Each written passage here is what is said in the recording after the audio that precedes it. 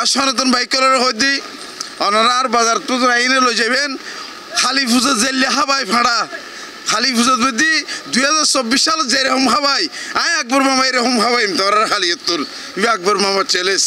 চট্টগ্রাম কর্ণফুলী নতুন bridge microbus স্ট্যান্ডের পাশে সিডিএ আধুনিক মাড়ত জমজমাটই বিশাল আয়োজনে এক বিরাট ফাড়াচলৰ আট।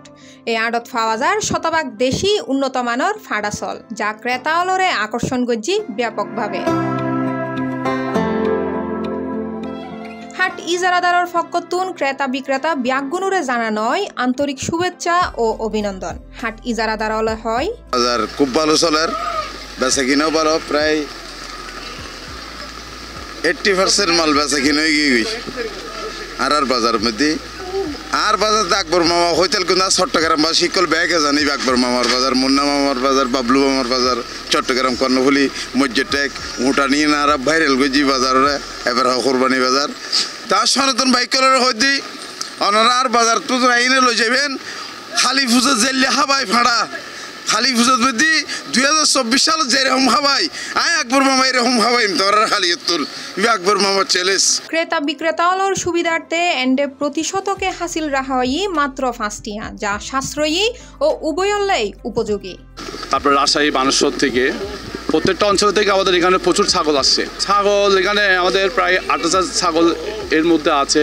80% ছাগল আমাদের বিক্রি হয়ে গেছে, আরও কিছু সংখ্যক ছাগল আছে।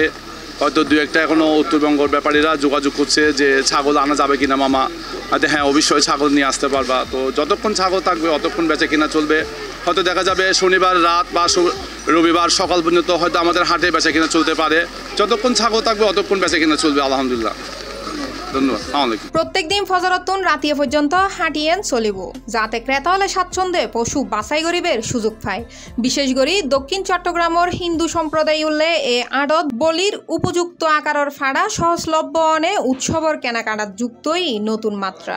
এখনো নিয়ে নাই, আমরা দেখি আরো সময় তো আছে।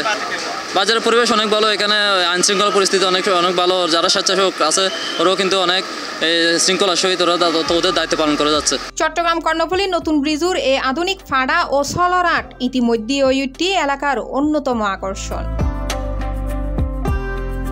Desk news, C+ TV, Chittagong.